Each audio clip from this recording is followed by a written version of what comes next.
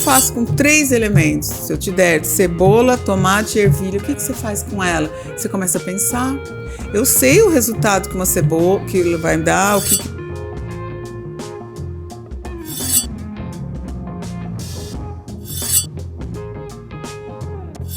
Fala galera, sejam bem-vindos a mais um episódio do Entre Facas Podcast. Eu sou a Nicole. E eu sou o Gabriel, e agora a gente vai falar do nosso apoiador. Mas antes, clica nesse botãozinho aqui de se inscrever-se e clica no joinha, que vai ajudar muita gente. Também siga a gente pelas redes sociais, no Instagram lá, @EntreFacasPodcast. Fala aí, Nicole. O nosso apoiador é o Gastronomia Univag, com nota 5 no MEC, o melhor do Mato Grosso. E hoje nós estamos aqui com nossa entrevistada do dia, professora Márcia Mesquita. Seja muito bem-vinda. Oi, meninos, tudo bem? Obrigada pelo convite, estou muito feliz e só desejo sucesso para vocês. Obrigada. Obrigado, e conversar hoje um pouquinho da sua história, conhecer todo esse mundo que fez uma transição do jornalismo para a gastronomia. Sim. A gente quer entender isso daí, entendeu? Da onde surgiu, esse desejo? O desejo de ir para a gastronomia. Como que foi essa transição? Vocês chegaram num ponto bem lá atrás na vida da Márcia, né? Mas eu estou muito feliz de estar aqui. Primeiro, quero agradecer de novo. Quando a gente fala de transição, a gente não tem como falar um pouquinho do passado, né? Minha primeira formação acadêmica foi na área de comunicação social, numa época que ainda não tinha faculdade em Cuiabá, então eu fui estudar fora. Me formei em jornalismo, trabalhei um pouco com jornalismo, poucos bons anos por aí. E eu sempre trabalhei com mídia eletrônica, que é uma paixão que eu sempre tive. Mas quando a gente tem alguns momentos na vida que eu acho que minha vida é bem cíclica, eu tenho fases, né? Acho que todo mundo passa por isso. Então, eu vivi a minha história no jornalismo, mas a gente sabe que uma hora a gente tem que ter novos projetos, a gente tem que ter novos sonhos e realizar. E eu passei por essa fase de transição depois de 18 anos de jornalismo. Gosto muito de escrever, sou meio blogueirinha ainda, mas não caí ainda de cabeça porque a atividade profissional ainda não permite, mas gosto muito do que eu faço. E foi vendo essa necessidade de mudar um ciclo na minha vida, né? Porque o jornalismo não sai da gente, porque a gente continua sendo comunicadora. Na área da educação que eu trabalho atualmente, né? A gente precisa se comunicar. E foi tranquila, né? Quando eu escolhi fazer uma faculdade, minha segunda faculdade, onde eu estudei gastronomia, foi para deixar um legado lá atrás e começar uma vida de um caminhar novo na área da gastronomia, que também é uma paixão desde criança, desde a minha infância. Isso daí é uma coisa que eu aprendi com você, que a gastronomia ela sempre está presente com a gente na nossa vida, né? Porque a gastronomia ela remete muito à afetividade. É verdade. Então é no nosso cotidiano, é no nosso dia a dia que ela vai estar presente, seja ela em casa, seja ela em restaurantes que a gente frequenta, mas ela sempre está presente. Tornar isso como profissão para você foi uma decisão difícil a ser tomada? Você largar o jornalismo de lado para cursar uma faculdade e levar a gastronomia como profissionalismo? Foi tranquila, foi bem tranquila, Gabriel. Nicole, na época que eu trabalhava na televisão, nós tínhamos e recebíamos durante uma vez ao mês um grupo, um circuito de teatro, e vinham muitas pessoas de fora. E eu, trabalhando em televisão, fui convidada para fazer o camarim, olha que coisa bacana, dos artistas que vinham, né, fazer suas peças de teatro aqui em Cuiabá. E isso foi me abrindo portas, foi me abrindo expectativas, foi me abrindo projeções para estar hoje na gastronomia da forma que eu cheguei, né? Então, quando eu me via ali trabalhando com artistas, trabalhando para um grupo que vem de fora, eu falei assim, eu não posso fazer nada tão amador, né? Isso foi na década de 1990 para 2000, gente. Então, assim, o tempo lá atrás, ainda a gastronomia não tinha todo esse boom, mas eu me vi assim, você entra num caminho que eu comecei fazendo por amizade para as coordenadoras que traziam essas peças de teatro para Cuiabá, e ela sabia já da minha pretensão na área da gastronomia, foi bem generosa comigo, fez esse convite. E eu comecei a trabalhar. Eu falei assim, agora eu tenho que fazer uma coisa melhor, agora eu tenho que aprender técnica, agora eu tenho que fazer uma coisa mais interessante. E eu fui buscar informação, e eu fui buscar conhecimento, e tudo aconteceu muito natural. Não sofro, nunca sofria. Assim, que nem eu falo, quando você fala que a gastronomia está em todos os momentos da nossa vida, está no nosso primeiro momento de nascimento, né? Quando a gente nasce, a gente ganha um bem-nascido, né? A gente ganha um docinho, alguém fez, alguém preparou. Quando a gente comemora a nossa festa de 1 ano, a sua família, né? E traz isso para a nossa casa, traz isso para a nossa vida. Tem pessoas que não gostam de comemorar, já não é bem o meu caso. Mas eu acho que isso foi de uma forma bem suave, gradual, não sofro. E, como eu disse, gosto muito da comunicação. Porque o que a gente está fazendo aqui hoje é um retrato disso, né? E é super gostoso. Então, estou muito feliz de estar aqui. Repito de novo, muito obrigada pelo convite. Obrigado a você, Márcia. Você falou que essa paixão vem desde criança. Quem que te incentivou o início dessa paixão? Como que foi? Nicole, eu comecei vou lembrar assim, que eu comecei a cozinhar aos 9 anos de idade. Mas não foi pela minha mãe, eu sou de descendência alemã, misturada com o cuiabano, né, que eu também sou cuiabana. A minha família, pelo lado da minha mãe, é toda do sul, e minha avó morava lá. Quando eu ia, os finais de ano, passar, né, férias na casa da minha avó, eu tive muito aprendizado e conhecimento pela cozinha alemã. Mas quem mesmo que eu considero a minha madrinha, né, lá atrás na cozinha, foi uma ajudante do lar que a minha mãe tinha, que o nome dela era Joaninha, e foi com ela que eu aprendi a cozinhar. Minha mãe era excelente costureira, não gostava de cozinhar, meu pai podia até passar fome, mas a Márcia estava na cozinha, sempre saiu alguma coisa inventiva, e eu também sempre fui muito criativa. A Joaninha foi a pessoa que me deu os primeiros passos dentro da cozinha. E é muito, muito emocionante de lembrar dela, porque todo mundo fala, tem uma referência de mãe. Eu tive da minha avó, apesar da distância, mas a Joaninha foi a pessoa que me ensinou a lavar louça, me ensinou a cozinhar o arroz, o primeiro bife, e isso me marcou para sempre. Uhum.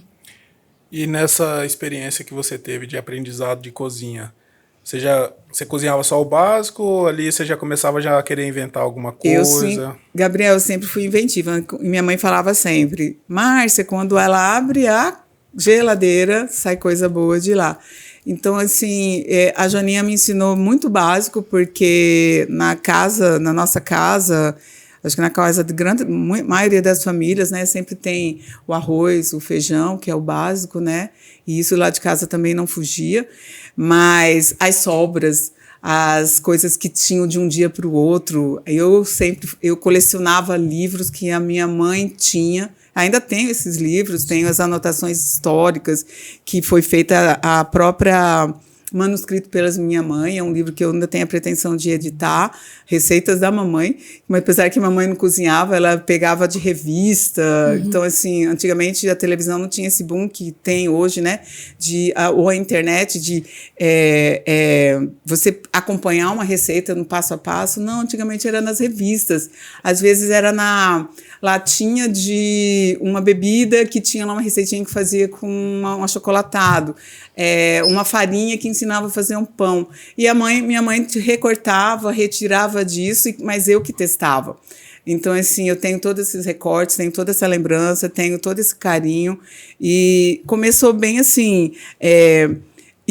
Antes disso tudo, Nicole, antes disso tudo, Gabriel, eu sempre gostei da cozinha. Os meus brinquedos, na época que eu era criança, nossa, faz pouquinho tempo, né?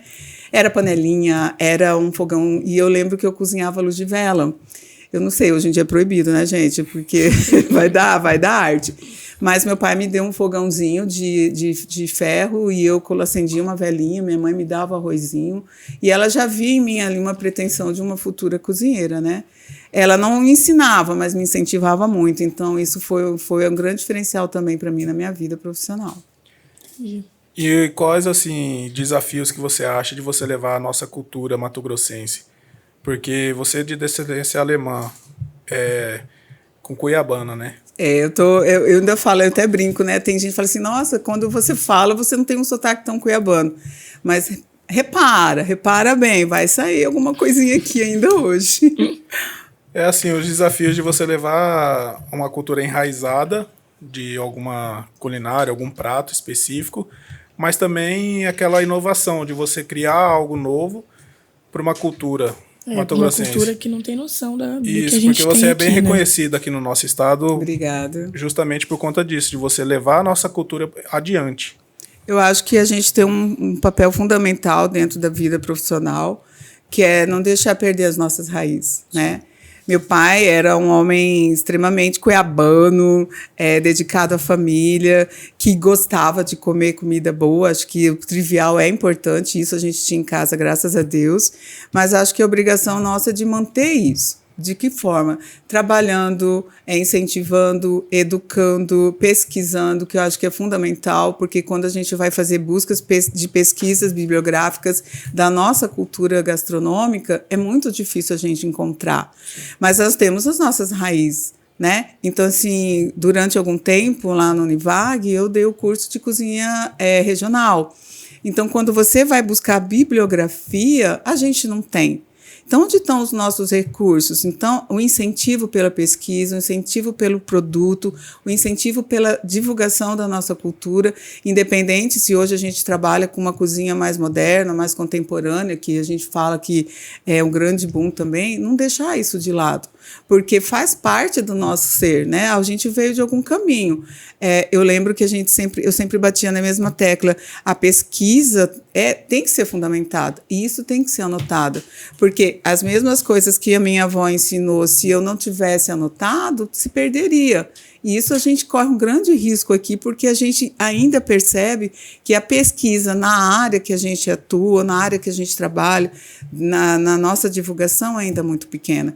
Então, acho que é um papel muito grande de todos nós. Eu também, como né, educadora, de trazer isso para uma sala de aula, para que os alunos se incentivem e a buscar esse conhecimento, para que isso se perpetue. E hoje em dia também as tendências, essa questão do regionalismo, da cozinha afetiva e também da sustentabilidade, né? Ainda bem que isso está muito, muito em alta, né? Em ascensão, por questão da valorização mesmo dos nossos preparos. Lembrando que tudo tem uma técnica, né? De uma forma indígena de cozinhar, de uma forma sertaneja de cozinhar. A cozinha brasileira nossa também é gigante, então a gente fala que a gente não pode dividir o Brasil em regiões. Nós somos um país de grande mistura, né, onde a gente tem técnicas que se misturam com uma outra, e aí a gente não ter esse bloqueio de fronteira e levar isso para que todo mundo também tenha essa visão, né, de que comida boa também está aqui no nosso Mato Grosso.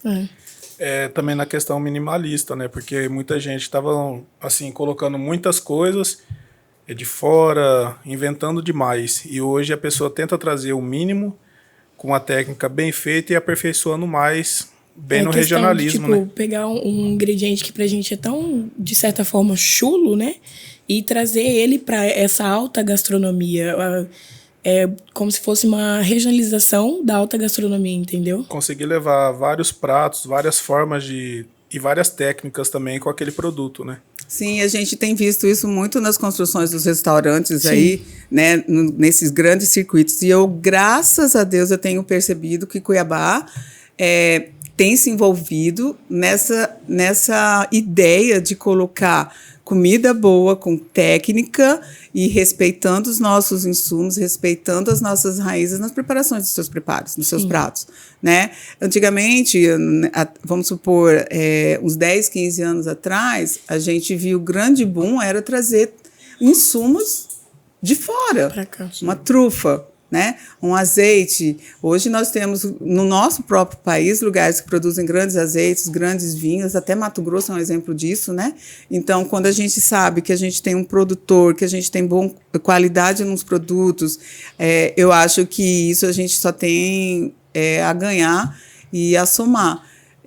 Lembrando que sempre tudo é a técnica, né? Quando a gente sabe que técnica que eu estou trabalhando, qual é a transformação que esse alimento vai passar e vai sofrer, e qual é o objetivo que eu quero atingir dele num prato, eu posso fazer 1000 maravilhas com o alimento. E querendo ou não, trazer essa regionalidade traz também a qualidade do insumo por conta do transporte. Sim, e valorização, né, de um produto que às vezes as pessoas, que nem você falou, né, Nicole, não tem um olhar tão gastronômico sobre um elemento. Uhum. Quando eu viajo muito pelo interior e a gente vai descobrindo as possibilidades, a gente vê que a gente precisa pesquisar muito ainda. Muito. E trazer isso, além da vontade, trazer isso para a execução mesmo, de projetos, de incentivo, de novos pratos, e isso é bem legal. E você, formada em gastronomia, depois decidiu abrir um bistrô? Verdade, gente. Eu sou uma mulher que sempre fui empreendedora. Eu acho que todo mundo tem que tirar os frios da barriga e colocar na prática. E eu também tinha um desejo, um sonho. Eu abri um bistrô. Na verdade, eu sou meu trabalho é o que me move, né? Então, assim, eu sou muito didática, eu sou muito exigente com a qualidade do que eu tô produzindo. E eu também, quando eu resolvi abrir o meu bistrô, eu também dava aula, então era uma correria. Mas foi um tempo de muita dedicação, de grande sucesso durante 2 anos. Foi progressivo o crescimento do meu bistrô, que depois passou para um restaurante, mas infelizmente eu fechei com a pandemia.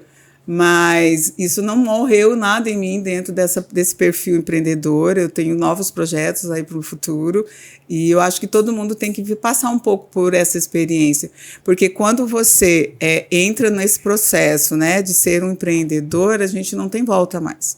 É um crescimento e é uma profissão e é a sua paixão que está envolvida nisso tudo também. Sim. Então, quando a gente coloca isso à tapa, a gente está provando a gente mesmo. O que eu sou capaz de fazer ainda? Né? E eu acho que a gente tem que ser movido a isso, a sonhos. Então, eu ainda tenho muita coisa para viver, para experimentar, e para sonhar, e para realizar. E a gastronomia é essa paixão que vai me seguir, me acompanha desde a infância. E por ser mulher nesse mundo do empreendedorismo e da gastronomia, você acha que você se viu de frente com alguma dificuldade pelo fato de você ser mulher? Ou para você foi sempre situações tranquilas? Nicole, eu vou falar pela minha experiência profissional, eu não tive dificuldade nenhuma, até porque eu sempre fui aquela batalhadora que corre atrás. Não tem nada que pode te impedir se você tem vontade, se você tem persistência, se você tem o seu querer. Mas eu sei que tem muitas mulheres que dependem de uma situação financeira, de um apoio do marido ou de uma parceria. No meu caso, não. Eu sempre fui muito independente das minhas vontades. Então, tudo foi muito planejado. Graças a Deus, hoje eu me considero assim, um nome de destaque dentro desse meu processo de profissional.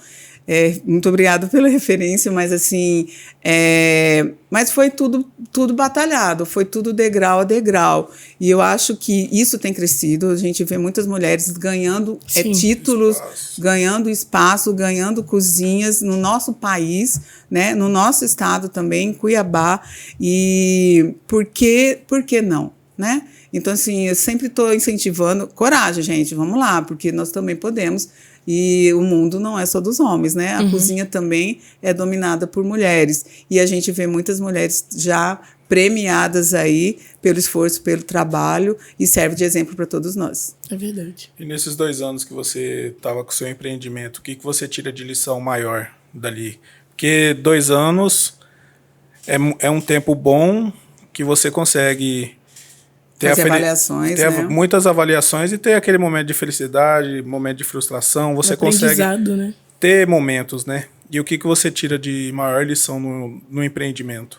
Quando a gente faz um investimento, Gabriel, e a gente injeta ali, né? Tem o financeiro, tem o emocional, tem, né, a produção. Então, a minha empresa era toda dividida por esses setores. A lição é que nunca desistir. Eu fui assim, como nós todos fomos impedidos durante um processo, mas eu tive que fazer algumas escolhas. Uma delas foi fechar, por conta de uma pandemia que transformou muitos empresários, que modificou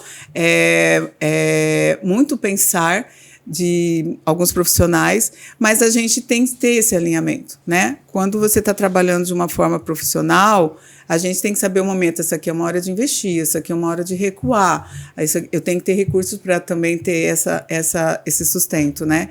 E a pandemia, ela veio para trazer muitos ensinamentos. Um é a persistência, que é a gente não perder os nossos sonhos.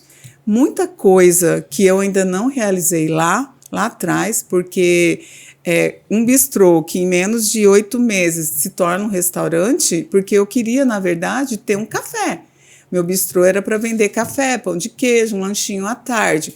Eu comecei a passar a vender almoço, eu comecei a passar a vender feijoada no sábado. Então, eu vi um crescimento e isso foi impedido de realizar dentro de uma concretização de um sonho que a gente tinha. Mas isso não quer dizer que isso não tenho mais pretensão de fazer, foi o que eu já falei. É o sonho do meu futuro, reabrir a minha empresa, hoje eu tenho ela, né, mas trabalho de portas fechadas, mas está tudo guardadinho ali, meu coração está só esperando agora a hora de tirar do papel de novo. Se Deus quiser, vai tirar e ter muito sucesso, né? E é incrível, assim, porque quando você abre uma empresa, a gente tem os caminhos que a gente sonha e planeja. Mas quem direciona tudo isso não sou eu, né? É o público, a pessoa que frequentava, a pessoa que estava ali dentro comigo, a pessoa que me apoiava, a pessoa que também empreendeu junto comigo. Então, tudo isso é um caminho que não tem mais volta. Porque o mundo do empreendedorismo é uma caixinha de surpresa, né? Então a gente vai mudando, vai organizando, vai levando para um lado, aqui não deu certo. Lembrando que eu comecei para vender café, acabei vendendo feijoada aos sábados. Então, assim, e isso serve muito de experiência. Essa é a lição que a gente tira. O mundo gastronômico, graças a Deus, a gente pode esperar que ele te devolve o que você faz por ele, né? Então, quando você se dedica, quando você tem seu empenho, quando você tem respeito por tudo que você faz, quando você tem respeito pelos profissionais, quando você tem respeito pelo alimento, eu acho que ele te devolve isso. E há nada melhor do que você fazer algo que agrade também as pessoas, né? Porque eu não teria esse sucesso, não teria esse crescimento e esse boom em tão poucos meses se eu não fizesse a coisa bem feita. E aí isso é uma grande lição. Isso é um aprendizado para o futuro, para melhorar sempre. Certo. Você é formado em jornalismo, formou em gastronomia e os estudos não param, né? Não. Você sempre faz cursos, pós. Como que você chegou ali para aperfeiçoar nesse mundo da gastronomia? Eu sempre busquei muito conhecimento fora. Na época, eu ia muito para São Paulo. Na época que eu me formei, eu entrei na área da educação, eu me coloco assim, eu sou uma estudante. O que eu quero aprender? O que eu quero buscar? Então, eu sempre me coloquei no lugar do aluno.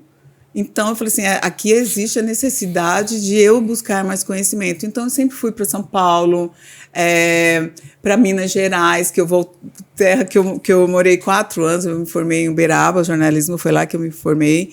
Então, em todo lugar que a gente vai, a gente agrega valores. Eu sempre busquei festivais,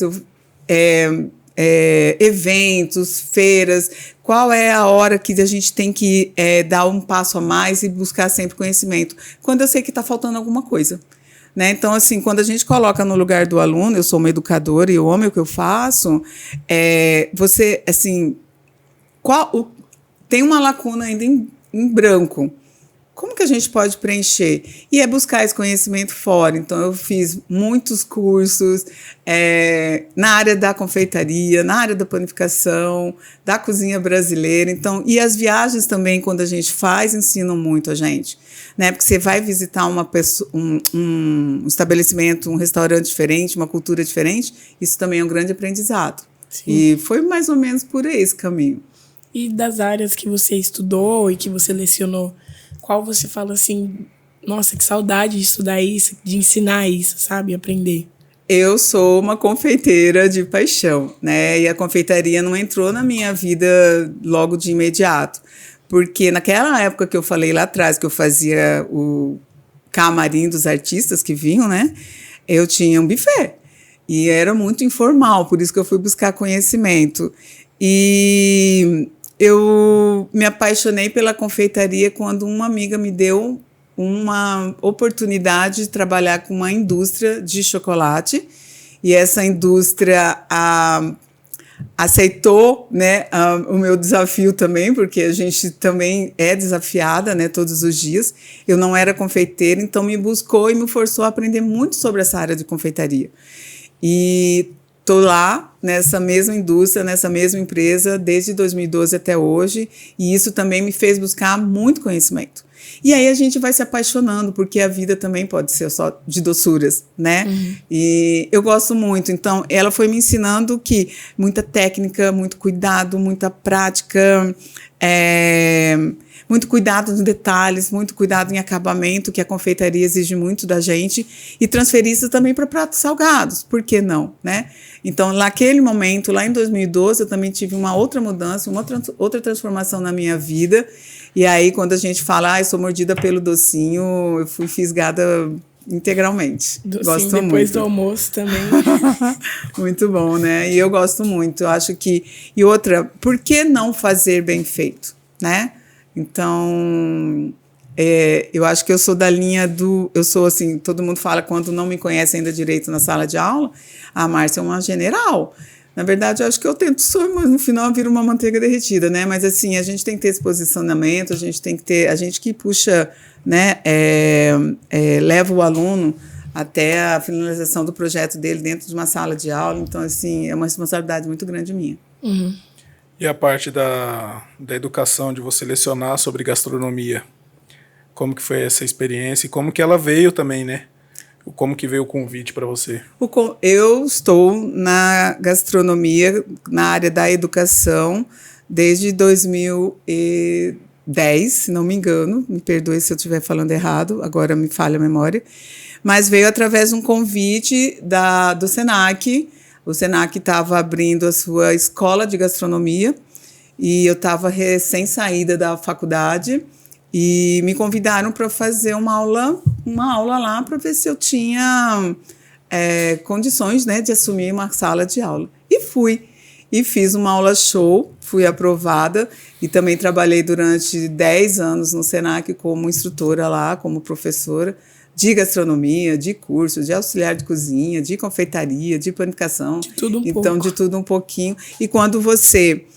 muitas pessoas me perguntam isso, Nicole, como que você consegue fazer de tudo um pouquinho?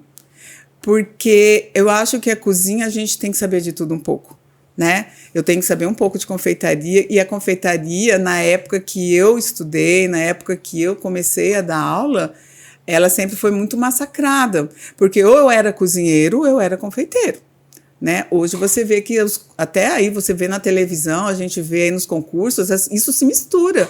Eu tenho que saber fazer um docinho, porque isso é até uma exigência até dos programas, desses reality show, né? Então, olha como cresceu, olha como isso mudou, né? E como isso também é importante dentro da gastronomia. Então eu fui estudar um pouquinho de pão, eu fui estudar um pouquinho de confeitaria, que virou um pocão, né? E eu acho que isso só complementa a nossa vida, porque se a gente fica muito, eu só sei cozinhar, eu estou perdendo muita oportunidade. E agora eu acho que o mundo não está mais querendo você só um cozinheiro, né? Você tem que ter o pesquisador, você tem aquele que leva o nome da gastronomia à frente. Então, acho que isso é um crescimento.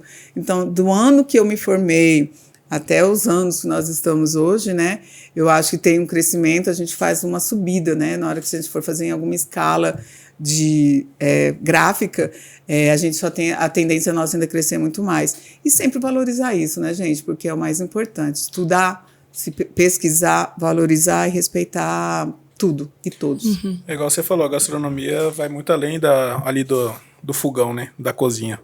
Para você tomar uma decisão, você vai ali, dias e dias sentado numa mesa, fazendo reunião, pesquisando, vendo números, que também é muito importante na forma de gestão também, né? Na parte administrativa de qualquer negócio de gastronomia. Seja restaurante, cafeteria. E os projetos atuais, agora você está no Senar, levando aprendizado para o homem do campo. Como que está sendo essa experiência? Como que está sendo levar?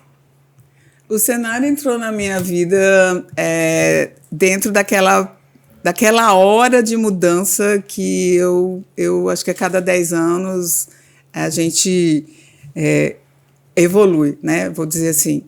O cenário entrou na minha vida para muito aprendizado. E isso tem servido para mim para eu ter um outro olhar sobre a gastronomia. Fazer educação rural tem sido muito interessante porque eu tenho percebido que nós aqui no nosso estado, gigantesco da forma que ele a gente precisa ainda levar muito conhecimento.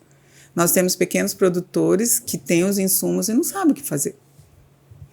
Um exemplo um exemplo que eu vivi recentemente foi uma aluna, a gente estava fazendo uma aula de panificação no campo e a gente ia fazer um bolo de mandioca. Simples assim. Uhum. Muita gente não sabia que havia a possibilidade de trabalhar a mandioca de uma forma diferente, a não ser uma mandioca frita. Então, quando a gente entende esse caminhar, esse processo que ainda acho que vai crescer e está crescendo, graças a Deus, nós trabalhamos com a educação rural, levar cada vez mais conhecimento, fazer também que o pequeno produtor, aquele que está lá no campo, também aumente a sua renda. Porque eu não planto só mandioca para vender lá na feirinha. Eu posso dela fazer um subproduto. Posso fazer a farinha. Então, assim, ainda tem essa teia que precisa tirar esse nó para que as pessoas tenham enxergar isso de uma outra forma. E isso é uma função minha, né? Já que eu sou a instrutora, já que sou a educadora, que estou indo até ele. Sim. E isso me engrandece, me deixa muito feliz. É um trabalho novo, mas eu sou muito entusiasmada porque eu também aprendo todo dia. Então, assim, quando você entra na vida da pessoa que está ali, né, o sertanejo, vamos supor, ele me ensina muito também. Então, eu tenho pesquisado muito, eu tenho conhecido ingredientes, eu tenho conhecido frutos novos. Então, isso para mim também é um ganho. Então, eu acho que... É uma troca de aprendizado, é uma troca, né? Então, você vê o homem do campo que tem um olhar lá de uma fruta. Professora, a senhora já tomou suco, né, sei lá, de uma fruta? Eu falei assim, nunca tomei, vamos provar. Então, é uma experiência para mim também. Aí a gente já começa a pensar, né? Como nós somos empreendedores, o que eu faço com essa fruta? Que doce eu posso fazer? Será que dá um pão? Será que dá uma sobremesa? Então, isso também me estimula a um novo aprendizado, a buscar novos conhecimentos. Então, eu acho que é um caminho assim, que eu tenho amado, porque a cada semana eu estou numa cidade diferente, num lugar diferente, conhecendo pessoas diferentes, ensinando, e a gente leva amor e volta carregado de amor. Então, assim, isso é muito lindo, é maravilhoso. É um projeto que estou abraçando e estou apaixonada. Uhum. E diante desse cenário da Senar, você tem algum projeto ou plano futuro para estar desenvolvendo e trazendo mais reconhecimento para esse projeto? Do Senar, você fala? Sim. O Senar, eu acho que, assim, trabalhar mais ainda para esse público, porque quanto mais se dedicar, mais aprendizado tem e mais coisas novas a gente vai ter lá na frente. Eu quero continuar trabalhando, meu projeto ainda, eu acho que não tem prazo de validade, né? Eu quero continuar. Eu sei que minha agenda já está lotada para o ano que vem, então, assim, porque é um sistema, né? Então, é uma parceria entre os sindicatos rurais, onde os sindicatos solicitam os cursos, o Senar disponibiliza os instrutores. Então, eu já tenho um diagnóstico de como que vai ser o meu primeiro semestre do ano que vem. Então, assim, quando isso acontece, já é uma reação de tudo que o trabalho que você já executou. Então, isso é uma resposta. Então, é continuar trabalhando, Nicole, continuar trabalhando, porque... assim, se eu pudesse traduzir assim, o que é esse trabalho, né, de levar esse conhecimento para o homem do campo, a minha palavra, que eu também sempre falo para os meus alunos lá, é transformação. Se eu transformo a sua vida, você transforma a minha, a gente não é mais igual. Nós não somos mais o que a gente era um minuto atrás. Uhum. Então, isso é transformador. Transformador. E o que você conseguiu levar, assim, que você tem de memória, que a pessoa te passou de volta, ou um feedback que a pessoa mais aprendeu com você e o que você mais aprendeu também com alguns alunos? o que eles mais aprendem comigo é a simplicidade da cozinha e a técnica, né? Eu acho assim, quando você fala para o homem do campo, né? Vamos supor, para os nossos participantes dos eventos, dos cursos, o que é o mise en place, eles não sabem. Mas na hora que você aponta, em algum programa de televisão você já viu que é um mise en place, é um aprendizado gigante que você fala assim, por que ele não pode saber o que é esse mise en place, né? Então, assim, numa técnica, numa forma de sovar um pão, uma técnica diferente, né? Porque quando você vai para uma aula de panificação, a receita era da vovó, né? Da forma que eles aprenderam lá atrás, ou que eles, né, alguém passou para eles. Então, é aquele pão rasgado, aquele pão que batia, né, que sofria. Hoje a gente tem técnicas mais modernas e que não precisa desse sofrimento, né? Precisa suar em cima de uma massa. Então, quando a gente leva esse conhecimento, a gente percebe que eu estive ali e que marquei ele para sempre. E o que eu mais ganho com isso é essa alegria de ver a transformação. E além dos... Assim, eu não consigo nem assim, expressar a satisfação que é de ver uma pessoa quando você transformou ela. Porque você colocou o conhecimento, não tem mais volta, né? E todo dia eu aprendo uma coisa nova. Outro dia eu conheci a flor do metiolate, do remédio mertiolate. Então, eu falei, gente, tá aqui no campo, hibisco, para eles, hibisco, né? O chá do hibisco, que para nós é mato. Então, assim, eles não valorizam isso que eles têm. E a gente fala assim, cara, vamos aprender a mexer, fazer alguma coisa com um pão com hibisco. Olha, não é só chás que a gente faz. Então, isso é um aprendizado que eu ganho todos os dias. Isso me renova, isso me dá energia, isso me dá... cada vez mais me impulsiona para estar ali e voltar. E quero voltar 1000 vezes, onde tiver necessidade, tiver campo aberto, estou lá com ele, se Deus quiser. Até agradecer também que a gente conseguiu rapidinho a sua passada aqui em Cuiabá, né? Verdade. Lá no Pantanal Cozinha Brasil, trocando informações. Você vai estar em Cuiabá até quando? Até tal dia. Vamos lá no nosso podcast. Já estou viajando em breve, então fiquei muito feliz pelo convite. E eu sou uma pessoa entusiasmada por tudo. Então, assim, e sabe o que eles muito falam para mim? Professora, a gente consegue enxergar em você essa sua paixão. A gente consegue entender e a gente consegue saber por que você exige tanto da gente. Porque vocês merecem, porque o aprendizado está aí, é só a gente abrir a caixinha, né, gente? Sim. E às vezes eu estava precisando de alguém para bater na porta. E esse é um papel que eu tenho desenvolvido, que eu faço com eles. É muito bom. Uhum. Hoje você está só atualmente, os seus projetos atuais, está só no Senar ou você também está atuando em outras áreas? Eu continuo dando as minhas aulas para essa indústria de chocolate, né? Mas o meu tempo dedicado praticamente integral é no Senar e as minhas viagens aí por esse estado maravilhoso, conhecendo gente. Não é só isso que a gente conhece não, tá, gente? A gente conhece cada cachoeira, cada lugar incrível. Lógico que tem os seus perrengues, né? Porque Mato Grosso tem distâncias mais de 1000 quilômetros. Então, também tem uma certa dificuldade de a gente se locomover. Mas é tudo muito planejado, tudo muito organizado, tem o apoio dos sindicatos, então a gente consegue chegar e lá, cumprir o nosso papel e deixar saudade. Legal. E hobby, você tem algum? Você trabalha tanto, ainda tem tempo ainda para fazer alguma coisa que diverte? Eu sei que o trabalho também é diversão às vezes, né? Mas no seu tempo livre? No meu tempo livre, por incrível que pareça, eu gosto hoje eu curto minha casa. Então, como eu fico muito tempo fora, quando chego em casa, eu vou para minha cozinha, vou para minhas panelas, eu vou cozinhar para mim, né? Vou cozinhar para os meus amigos, porque isso é um hobby. E é paixão, né? Uma paixão que é delicioso receber alguém em casa e tá ali tomando um vinho, tá fazendo uma massa. E isso é o que me diverte hoje, quando eu tô com esse tempinho de folga. E tem algum doce, uma sobremesa que você faz que traz essa regionalidade, né? E essa coisa afetiva para você? Gente, se eu falar que o doce que eu mais gosto, vocês vão dar gargalhada, mas é o brigadeiro. É o nosso docinho brasileiro, né, gente? Como não valorizar? Mas com o meu atual trabalho, tenho aprendido muito os doces de fruta, aqueles doces voltados das técnicas que, né, vieram da Europa, né, com a chegada da família real aqui no Brasil. Então, são os doces de caju, são os doces cristalizados, os açucarados, né? Sim. Então, isso também tem mexido muito comigo e também um novo aprendizado. Entendi. Mas o brigadeiro, gente, se quer me agradar, me dá um brigadeiro bem feito.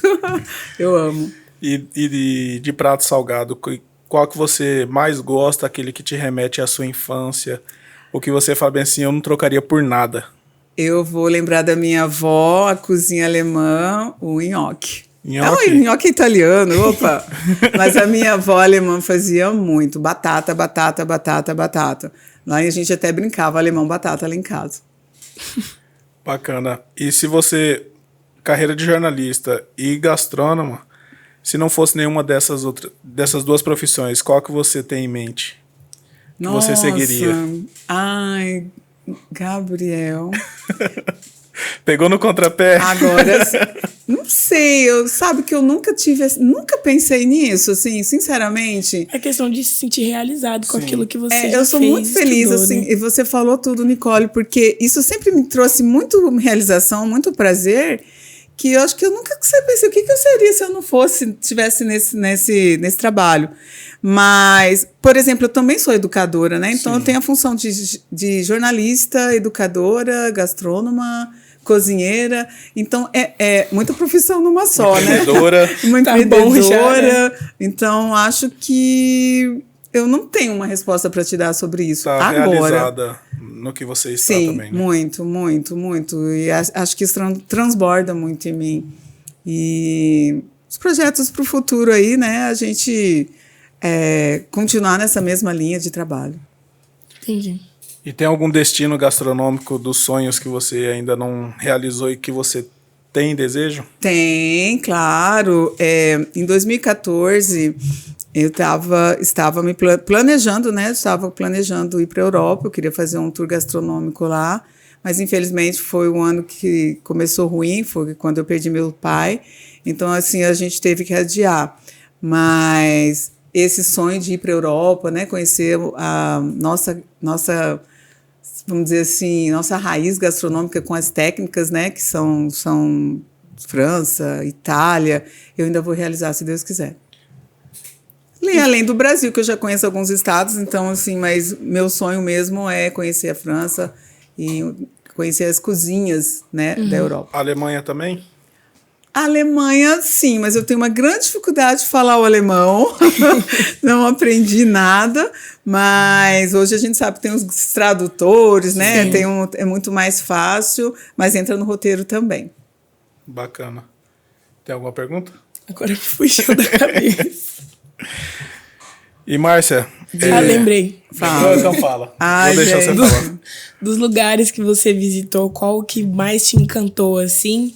E qual que te inspirou em alguma coisa, sabe?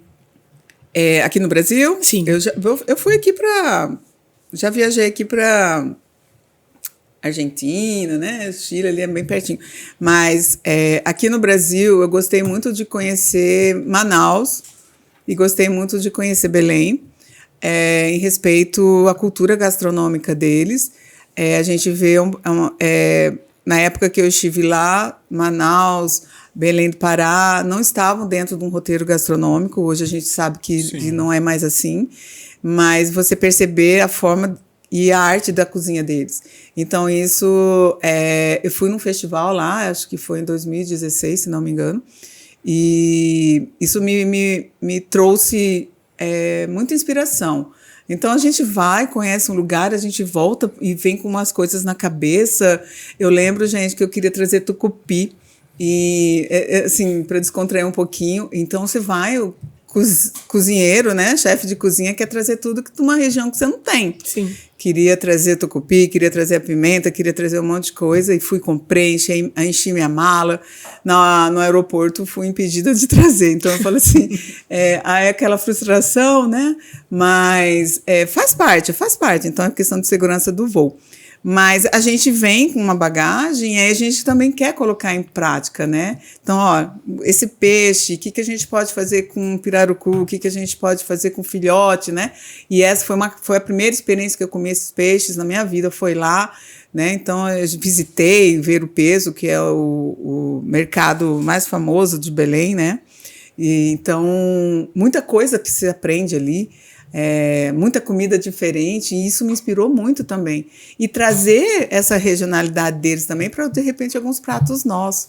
E aí tem o jambu, né? Aquelas frutas, aquelas ervas, aquela coisa um pouco mística também que eles cultuam. Sim. E trazer isso também para alguns pratos. E a gente começa a fazer uma experimentação e aí começa a fazer um invento, mas infelizmente quando a gente fala de trazer alguns insumos para cá e vice-versa, a gente tem essas barreiras de até encontrar alguns produtos da região, né? Da região. Hoje a gente vê muitos chefes renomados aí que, vamos dizer, hoje você pensa na cultura, você vai lá em São Paulo, Rio de Janeiro, que é mais famoso, né?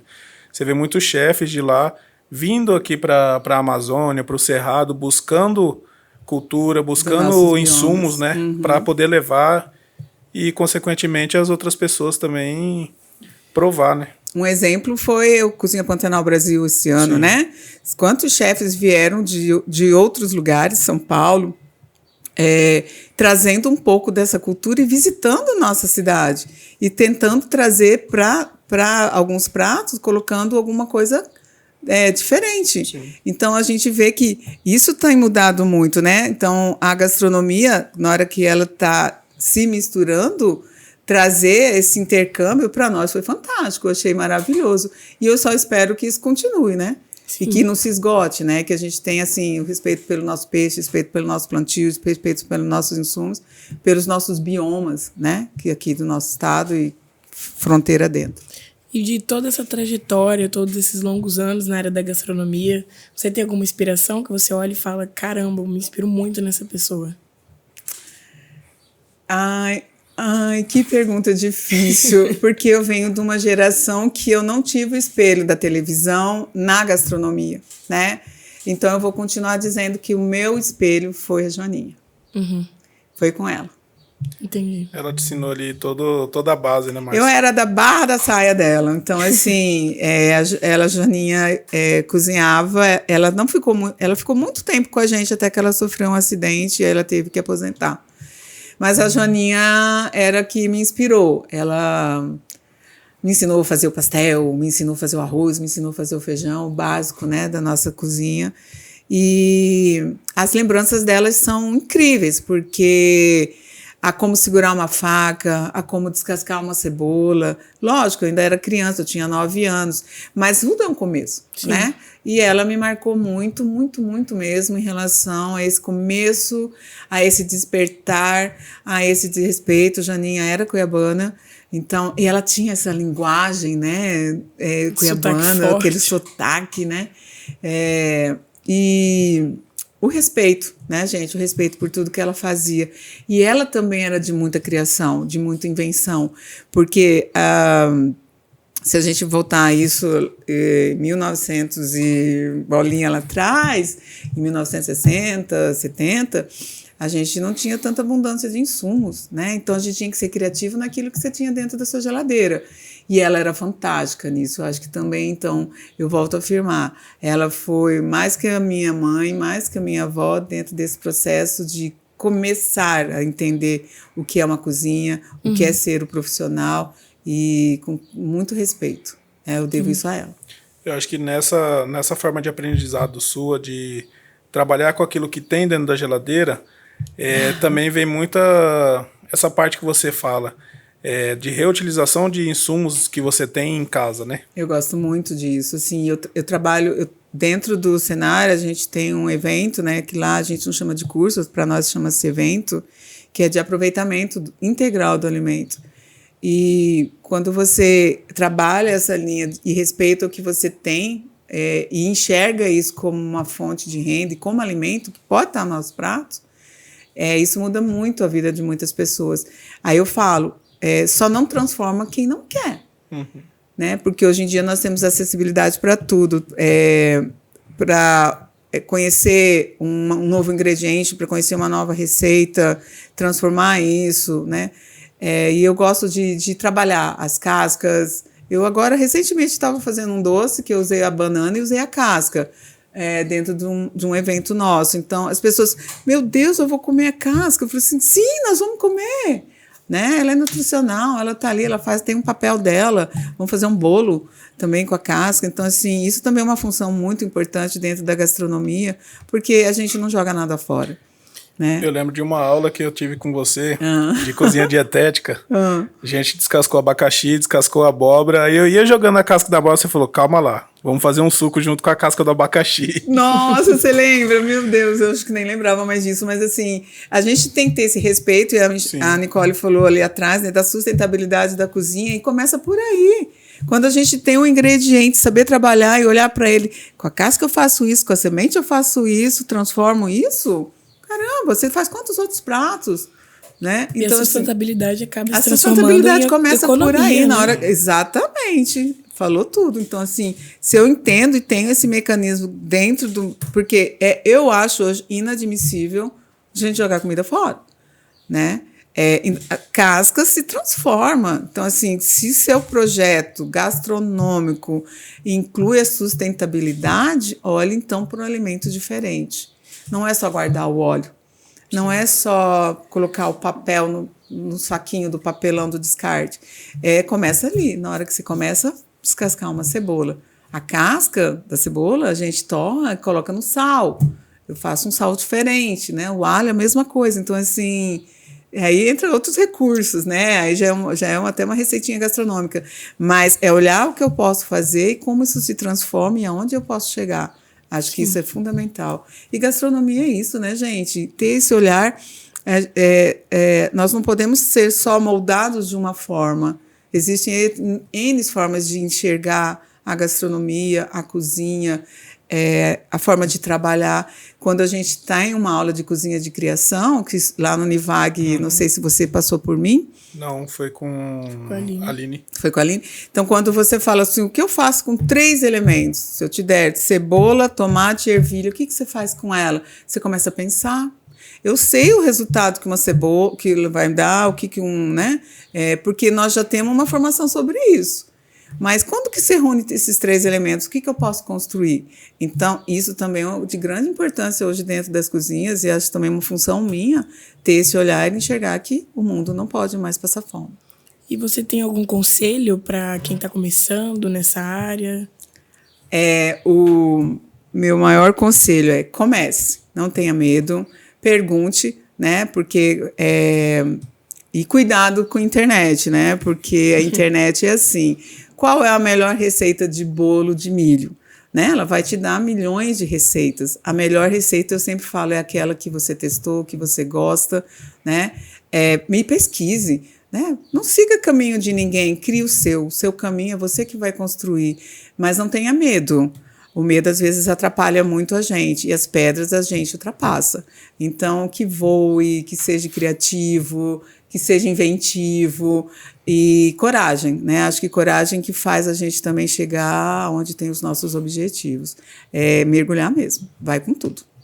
E, Márcia, antes de encerrar, eu quero te agradecer a sua presença. Nossa! Agradecer também todos os ensinamentos também que você passou pra gente, porque você participou da nossa história acadêmica, né? Verdade. Você foi nossa professora, todos os ensinamentos, toda linha de raciocínio, né? Fico muito orgulhosa. Às vezes a gente pensava de uma forma, você veio com outra e inovou. Cara, eu lembro até hoje daquele bombom de piqui com chocolate branco. Nossa, tava muito gostoso aquele doce. Quando você fala isso pra mim, Nicole, eu tenho sentimentos de dever cumprido, né? Porque eu transformei você, de alguma forma, em algum momento, né? Só que você vai buscar as suas respostas. Então, e eu me sinto muito lisonjeada de estar aqui, desse convite, de ter participado um pouquinho da vida, né, acadêmica de vocês. E que vocês cresçam, gente, que o mundo é cheio de possibilidades, a gente tem que voar mesmo. E espero ver a gente lá nas nuvens, fazendo só coisas gostosas, coisas boas. E não deixe o medo te impedir de fazer nada, de fazer as coisas, né? Porque ele impede você de fazer as coisas. Siga seu caminho, siga sempre sua intuição. A gente fala assim, traduzir na gastronomia, para mim, a palavra mais difícil de traduzir para mim foi o que me perguntaram um dia que eu estava fazendo um treinamento num projeto que se chama Projeto Cidadão, do governo federal. Eu estava dentro de um quartel, só tinha homens lá, eu estava dando aula de auxiliar de cozinha, e um aluno perguntou, professor, o que é uma pitada? Você consegue explicar? A vida da gente é cheia de pitadas. A gente que sabe modelar, a gente que sabe moderar, a gente que sabe onde colocar. Então, que a vida de vocês seja cheia de pitadas, cheia de coisas gostosas, e você crie, né, a vida de vocês com esse caminho brilhante que tem aí na frente para vocês. Estou muito feliz, muito obrigada. Só sucesso. Obrigado, Márcia. E tem alguma rede social que os nossos telespectadores, inscritos... Ai, que bom, pode me seguir. Meu perfil é privado, mas está lá, Bendita, com 2 T's, doce. Você pode me seguir, conhecer um pouquinho do meu trabalho. E estou numa construção nova, do Instagram novo. Então, tem poucos seguidores lá, mas será muito bem-vindo todos vocês. Obrigada. Muito obrigado, Márcia. Ai, amei. Obrigado mesmo. Obrigada. Se vocês tiverem alguma dúvida, eu estou sempre à disposição. Espero um dia voltar aqui. Com toda certeza. E finalizando o episódio de hoje, se inscrevam, segue a gente lá no Instagram, Entre Facas Podcast, em todas as redes sociais, e deixem o like no vídeo. Não esqueça de deixar o like e compartilhar com todos os seus amigos. Pega lá, compartilha o link lá, que vai ajudar muita gente a levar a gastronomia aí para Mato Grosso e para o Brasil inteiro. E curte essa galera aqui, tá, gente? Por favor, tintim para nós, saúde para todos nós. E segue aí, compartilha e curte bastante, tá bom, gente? Isso aí. Um beijo para vocês. Obrigado, Márcia. Até mais, gente. Até semana que vem. Tchau, tchau.